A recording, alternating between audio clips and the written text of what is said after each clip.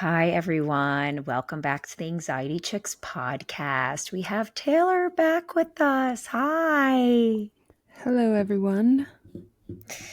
So, this episode's going to be a doozy because for any of you that's listened the last week or so, I had a solo episode.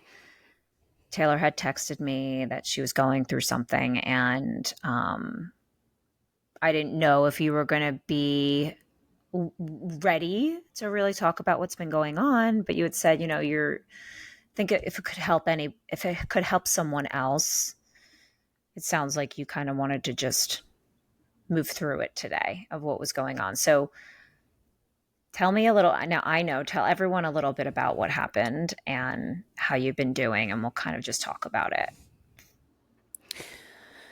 it. Okay. Hello, everyone.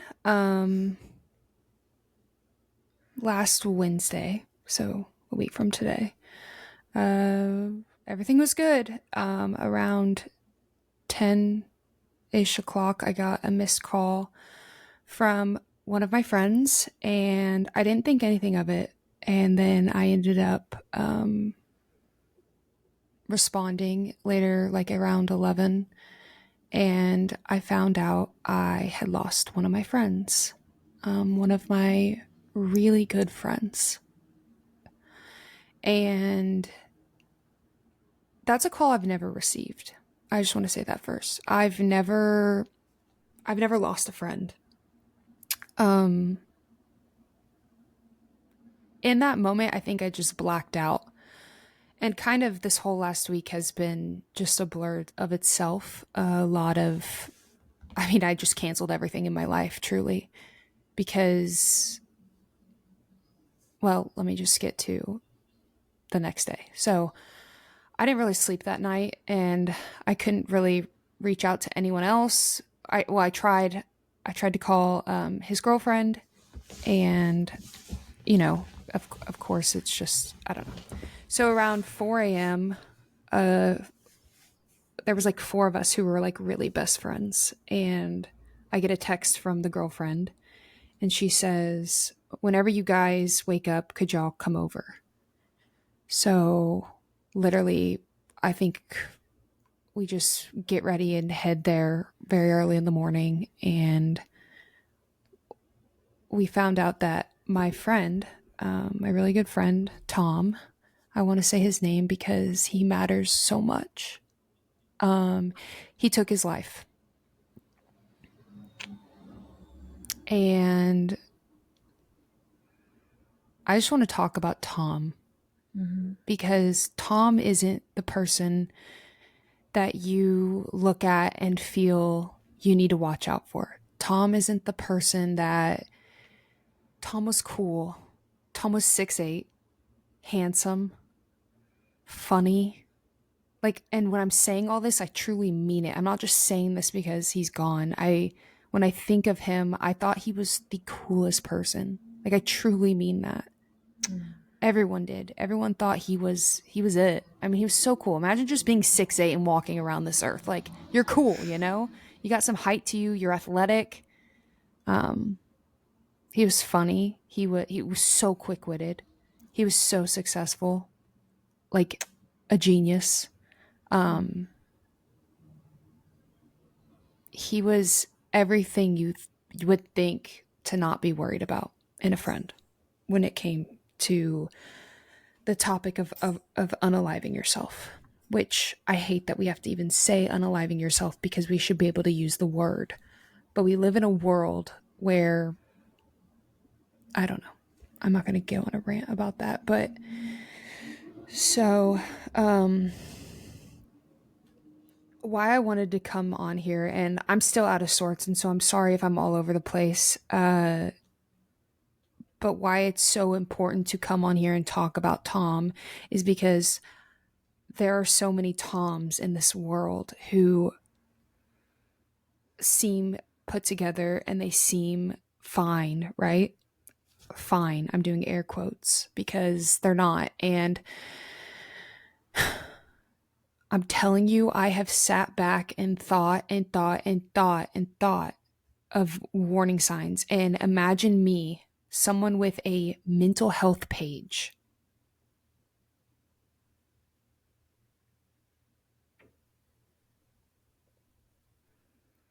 I think that has been the hardest part, is that I felt like I should have seen something. I know. But that's what I learned. So I'm not a therapist, right? I'm a dietitian by trade, and I have a mental health page based on anxiety and health anxiety. And I definitely went through some depression when my anxiety was really bad. But, with health anxiety, it's this fear of death, it's this wanting to live so badly. I've never I've never fully been on the other side. I mean, yeah, I had thoughts before of like I just can't do this anymore, but I've never really met someone or understood the level of depression that is so easy to hide. And I don't know a lot about, and that's what I've learned this last week, is I really am uneducated in recognizing depression and looking for those signs. And I want to educate myself so much. And I feel that I can do such a better job of just all levels of mental health. That's a whole other side of things, but it's not.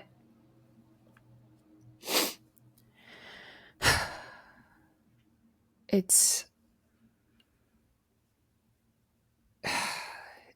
it's just it's all so hard to process because there was nothing. There Yeah. was no there just wasn't. There I mean, There so first of all, I want to say, you know, you being able to come on here and share I don't even know what if I'm making sense, and I'm happened, sorry about that. it doesn't matter. You're here and you are, first of all. And you know, we talk a lot on here about like the health anxiety. We talk a lot about death anxiety. We talk a lot about the fear of that, like you were just saying, Yeah. right? And we can't make sense of it, even in general. Can't Yeah. make sense of death, period, right? Because we don't know. We was like, okay, that's what we talk about a lot. It's like, oh, it's such an unknown, like when you try and talk about it, you try and make sense of it. And then you throw in something like this, right? Where how do you make sense at all of someone that you felt like you would never lose, right? You Yeah. don't ever think about that. You guys are so young. We're all so young. At any age, you just never think of someone that you think they have this certain type of lifestyle, or maybe portray themselves a certain way, and you just don't know sometimes the layers. Yeah. It just Why I wanted to do this episode today is because I think we all could do a better job of checking in on the people we really wouldn't expect to be struggling. And I think, especially with men, I think there's such a stigma still. I think that we've come a long way with mental health. And, there's days where in the past where I've been like, wow, like, people are really open about anxiety. I feel like people are really open about anxiety. I feel like depression, because you can't explain it sometimes, of like everyone's felt nervous, right? And everyone's felt sad, but they've always Mm-hmm. felt like sad for a reason, anxious for a reason. So with depression, it's like people don't understand it. So when you're sad, or like, people are like, what's wrong? Like, what's wrong? And you never want to be that burden of a person. So it's easy to just like cover it up with a smile. Or I just feel like and I know personally, I want to do a better job of trying to ask my friends deeper questions and checking on people more. And, after when we went to his girlfriend's house the next morning, I decided I was going to plan this memorial. And my friend looked at me the other day and she was like, "Do you have more hours in a day than me? Because like the way I put it together in like 48 hours, that's just the only way I know how to handle chaos is by organizing." And I learned that Yeah. like when I just can put my hands into something and feel like I'm doing something because I felt so guilty that I couldn't have done more, that like doing this for him felt like I was doing something. It doesn't make sense, No, it does. It like does. I was able to, and like this isn't me, but I was able, like, not something I would normally do. I was able to like speak to a whole group of people and just be like, I've struggled. Um, we all need to open. I mean, he had so many friends. Like this memorial had 200 people. Uh, it was really cool, but shouldn't have happened. You know what I mean? Yeah. And I just feel like I feel such a move to like focus more on the hidden signs of mental illness and like the things that you don't show people and the things that, and just like realizing we all like, the more things are talked about, the more people like bring stuff up. Like we all have shit, and I'm sorry to use that word, but we all have like something going on that we don't talk about, that we leave at the door when we enter buildings to be with people, Yeah. because not a single person in this world has like their life all together. Like we all are going through something, and that's the issue with the people who are always there for everybody. And that was Tom too. Like listening to like a ton of his stuff is like he was the guy that people went to for advice. He was the guy you would talk to. He Mhm. always had like, but it was like when you look back, he was the guy people went to. He was the guy giving out information. He was the guy helping people. Oh my He never let gosh. people help him. And I Well, just feel like we could I don't know, there are hidden signs, and I hope we could do a episode of that and find a professional to come on, and because I want to be educated, you know, like this is mhm. all like shaken up everything that I know. And it just makes me sad that there's people in this world that are sitting at home and they're in such a sad place that they feel the only way out is to just go. Yeah. And that Yeah. kills me. That kills me that he felt that way. Yeah.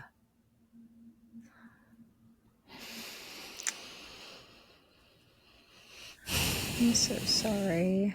Just for everything. And I don't know, I'm sure whatever's going on there with his family and I'm hoping and I'm assuming that people are just together, that you Mm-hmm. guys are together and that his family's together, girlfriend, whoever, because this is a time when people need each other. Yeah. And So the day of his memorial was actually September 1st. hmm, And I don't do public speaking. Like, my heart was pounding out of my chest, but I got to say, it's weird, you know? September 1st, Suicide Prevention Month. His name will never, to me at least, and what I want to do, what this has all taught me is that like his name can never be forgotten, and yes, this isn't a coincidence of timing. And it really it really was on my heartstrings that like, wow, like I don't know. well, you said something earlier that I think is really profound, just about like trying to see the signs Mm-hmm. and checking on people in a way that's maybe just asking how are you, and then people just automatically say, oh, good, fine, Yeah, absolutely. right? So like really checking on people in a more mindful way, like that can be a start of helping raise awareness, right, for suicide prevention. And talking about it like this, like coming on here, being so brave of you to come on and not and be able to just share what's been going on with you, and I think really I was starting. always embarrassed of my story too. Like, yeah, I shared it on my Instagram, you know, and like people knew about my page, but I Mhm. never talked about it because I just felt like, oh, they don't understand, you know? And how sad of me to think that. Like, so since then, I mean, it's all I will talk about. You know, there's Yeah. so much beauty and vulnerability. You never know that when you share something, how much you might open up that space in someone's heart to feel they can talk to you. 100%. You don't go through things in life for no reason. No. And sometimes, you were talking a little bit about anxiety and how sometimes it can be more clear, right? Mm-hmm. Quote unquote clear of what a trigger is for someone with Yeah. anxiety, right? And you could say, "Oh, well, this is making me anxious and here I am in this spot or this person." And with depression, you know, there's the signs are much more internal, right? There's a lot of this internal conflict you have with yourself. You withdraw a lot and you isolate yourself. And those are really, really scary signs. But even if you're not doing those things, it doesn't mean that someone can't be struggling inside, right? Like maybe your friend was still going and hanging out with you guys and looking like he was getting up and doing his daily responsibilities. But at See, the that's same the time, thing. He well, got into a relationship. So this is the other thing. yeah, He got into a okay. relationship and it got more serious, you know? And so in your head, as a group of friends, you know when people start dating and it gets serious, you think, and they were together, right? You think like he's just happy. Like we aren't seeing him as much because he's just happy. And so then we're not texting him as Okay. much because who are we to text him Okay. as much because that's intruding on them, you know? And then Yeah. especially as a girl who was his best friend, I felt I wanted to respect their relationship. Right. So it's like, you know, there's so many like little thoughts you think back on and you're just like, Yeah. And I mean, the thing that's so hard, if he's someone that was always being the helper and always wanting to make sure everyone's good and didn't really let that happen for him, and it was hard for him to maybe be vulnerable in that sense, and it definitely statistically is way more hard for or harder for males to open mm-hmm, and when they're struggling with depression um, or anxiety. It's much harder for men to speak up and really be absolutely. vulnerable still. But when it comes to what happens in our brain, whether we're struggling with anxiety or depression, like they're like siblings. Yeah. Our inside of our brain can look almost identical. The thoughts that we're having, the self-loathing we have, the feelings of shame and the feeling of guilt with anxiety and Yeah. depression, that it can look identical in our brain. And you know, people just, it's so hard if someone feels like there's no other way out. That's the one thing I remember. I just think about in my profession, like if I can just help and reach that one person that feels like there's no way out, that I can be like that light for them, you know? I Yeah. and I think all of us want to make like just be that light for someone that like is in such a dark space. Like And it truly just won't always feel this way forever. And when you're in it, and I remember even being in it with anxiety, thinking this is my life forever. Like I remember feeling that way. Like how could things get better? This is like my everyday life is just hell. Like I can't take it anymore. But like mine was a want to live so bad, you know? And so like I can only imagine that being so tired and like not even caring. You know what I mean? It's like it's exhausting, but like I don't know how to say that it truly doesn't have to be this way forever. Like there is, I'm not special. People who've gotten better aren't special. We don't have the magic sauce to get better. It's possible. You, yeah. there is so much hope and there's so like just holding on for another day. And like, this is something that's so sad is like the last 2 weeks or so when I would write his name in like a text or something, his name was Tom, it would autocorrect to tomorrow. And I was like, what the heck? Like, why is it doing this? And then when he left, like, the first thing that came to my mind is tomorrow needs you, capital TOM, because tomorrow needs you. And I wish I could have told him that. But anyone that's listening to this and they feel like they can't take it one more day, tomorrow needs you. And like, it really does. I know it's cliche, and I know all the things we say are cliche on here, but like, the amount of lives that you don't know and he probably didn't know would be so sad for his departure. I don't think I hope he realized how loved he was, and I think he knew he was loved, but I don't think he realized how loved he was. And I don't think a lot of people realize how loved they are until it's too late. Yeah. And I just think that anybody. Oh, one other thing that I really wanted to talk about. So we didn't know it, but he had, I guess, attempted like a few weeks prior. And so on Wednesday, he said on the phone to his girlfriend, "You're just going to put me in a hospital and I'll never get a job again." And I think there's still a stigma around that. I think that there was something back in the day with insurance or something where if you went to any mental health facility, that it is on your record forever. And I don't know where that was started, because I know a lot of people think that. A lot of people think that if you go to a mental health facility, it shows up on your records. No. And it's not true. And so I want anybody, like, it's interesting. It's not interesting. It's actually probably very prevalent. But when this happened to Tom, this other lady I'm friends with, she was literally in Florida. We didn't know why she went to Florida. We just knew she was in Florida this last week. And she goes, "I didn't tell you guys because I felt so much shame, but I was in Florida putting my son in an inpatient mental health hospital, and he's going to be there for 60 days.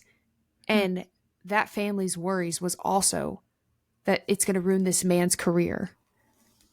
And I'm just like, where is that not like, and then I was thinking about it, and I'm like, is that not out there a lot? Like, is that not a thing to like, because it should be known to men, because men feel a lot of pressure with careers. Let's be honest. They feel a lot of pressure to succeed. Yeah. It's a heavier level of pressure than women have to. And I think that that's a huge fear of, if I go seek help, if I go do this, I will be set back in life. And I just want you to know that that's not true. Yeah. I mean, Because I kind of think he like, thought that.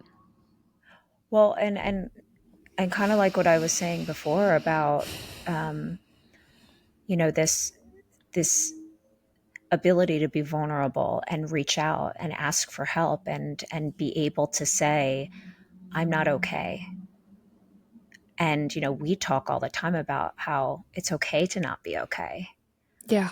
but there's a lot of different types of environments. There's a lot of different family dynamics. Cultures. There's a lot of cultures. There's a lot of parts of our country and parts of the world that do not advocate for mental health like we do.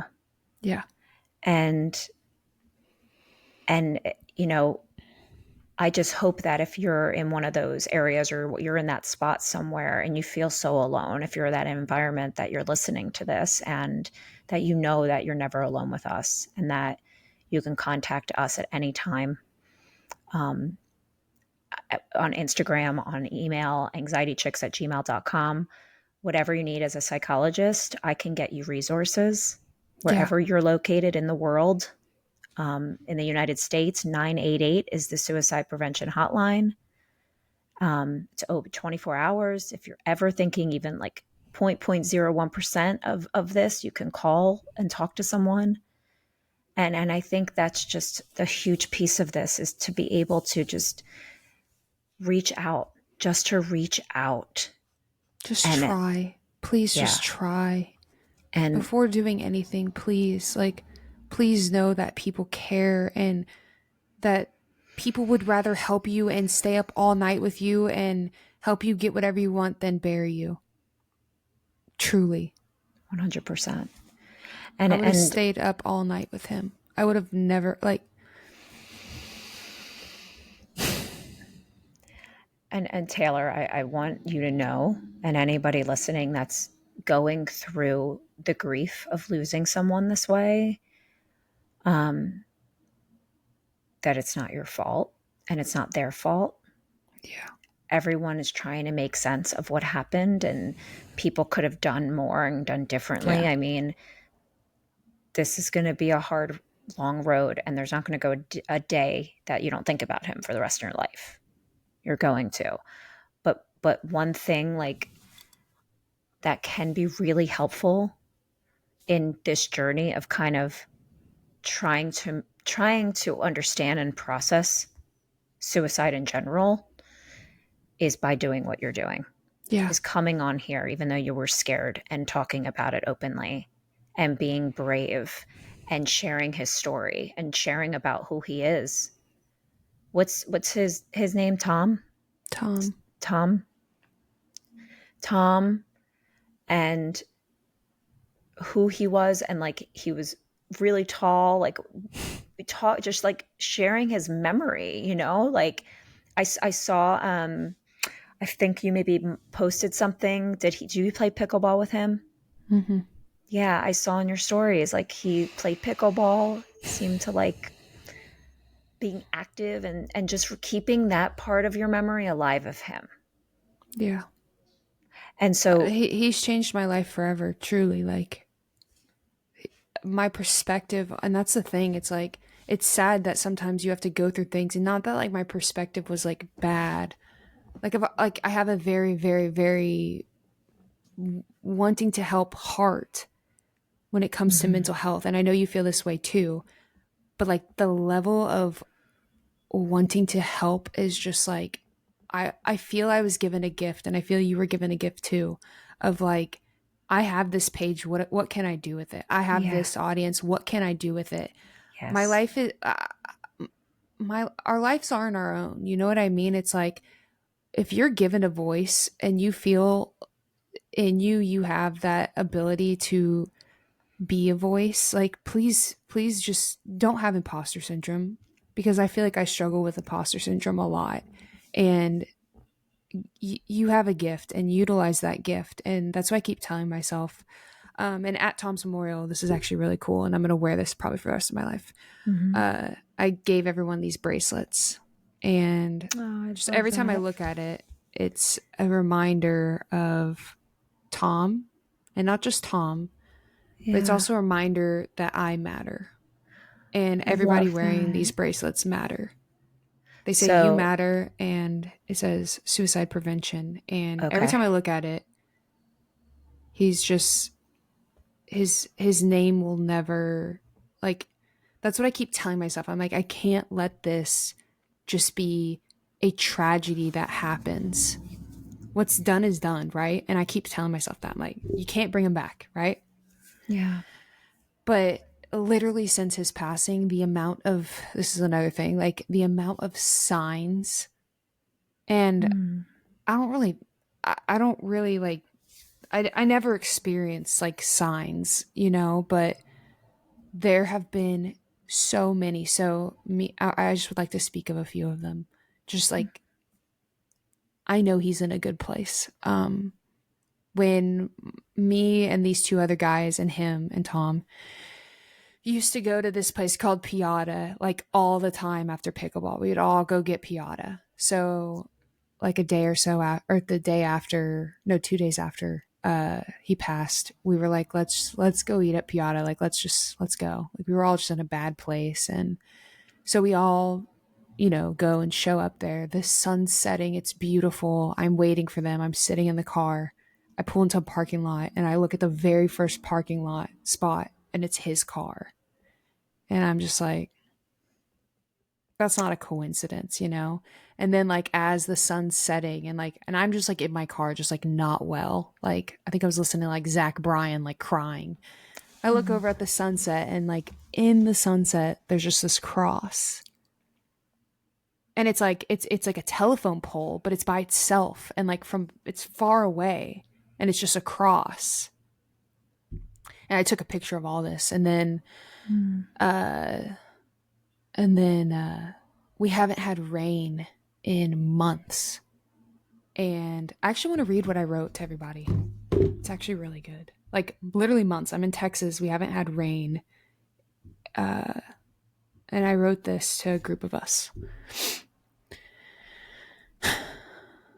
I said, I don't know about you guys, but I haven't seen rain in ages at this point, and yet it poured on his memorial and now today on his service. The breaking of a drought my mind went to.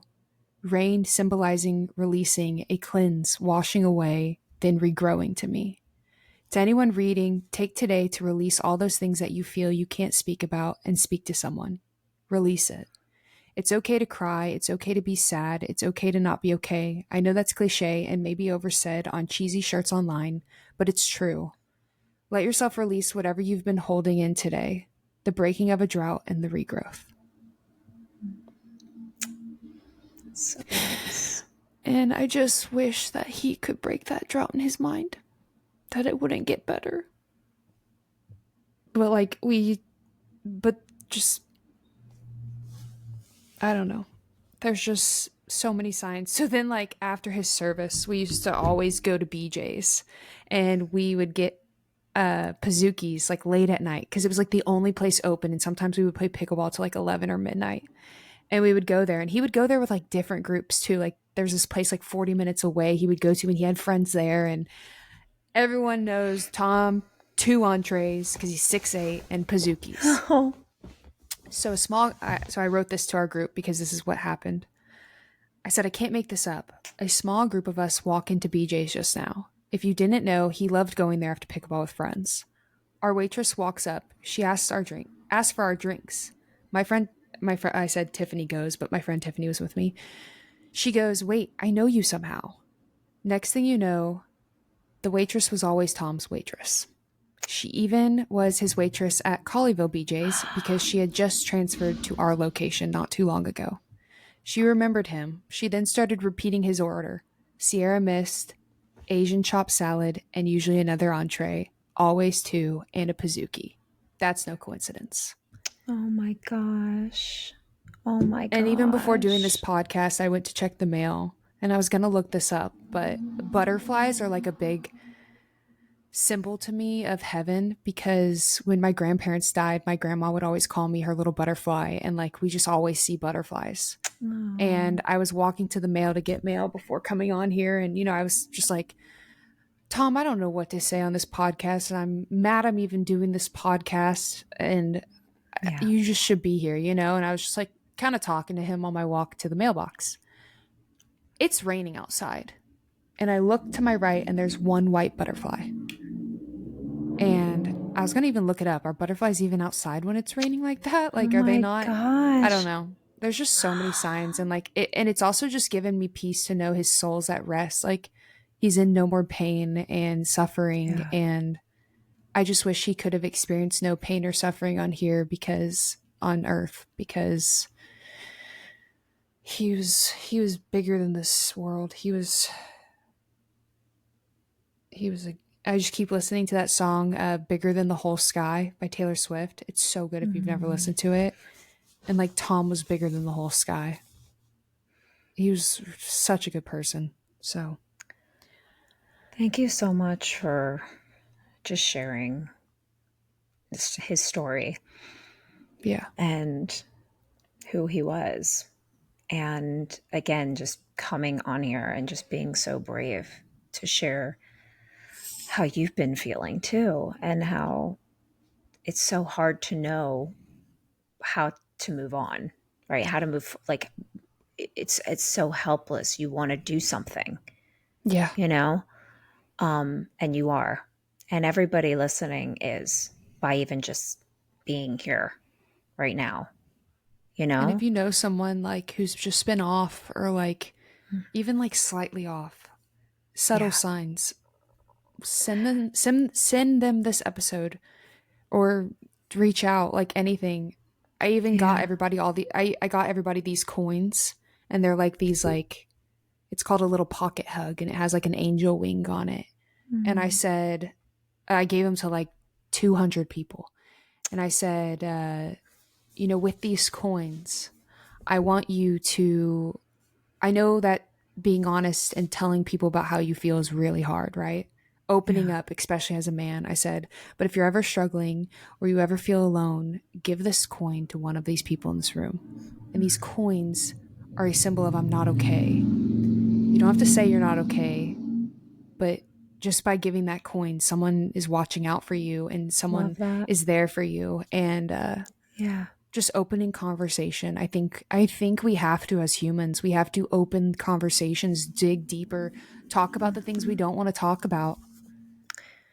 Yeah. Because it's And so easy to want to be cool and fit in and be popular and put together. And I'm guilty of it. I'm guilty of feeling shame about things I've gone through, but that's dumb. It's really dumb. There's so much beauty in just sharing who you really, really are. yeah. And, not to minimize how hard it is to do that, right? Because if it was just that easy to be like, hey, let me just tell everyone how I'm doing, or if mental health wasn't that complex and Yeah. okay, here, let me just share how am I going to feel better today? Because clinical depression, like deep clinical depression, is very, very, very hard to rehabilitate. I mean, Mm-hmm. that's why, they still use, it's not called it anymore. Oh, it's called electroconvulsive Mm-hmm. therapy, I think now. But like the way that it was electric shock therapy, they used to call it in the back in the day. They still do that in much Mm-hmm. more humane ways now for people that really are clinically depressed for years, and their brain chemistry just will not allow them to have the certain chemicals they need to feel balanced. And ketamine has been Yes, I was about to huge say that they've come a long for way with a lot of different for helping modalities. with depression. Yeah. And so, again, anyone that needs resources or anything, please contact me at the Anxiety Healer, or here at the Anxiety Chicks at Gmail, because we can help you find resources you need. Um, and, in keeping with kind of what we're starting to do more in season 4, is I'm going to share my healing tip of today. And you kind of already said it. And I just want to reiterate it about reaching out to somebody. And I really want to encourage you to pick someone that maybe you haven't heard from in a while or haven't talked to in a while. Um, and if you want to do it by text, great, but please follow it up with a phone call.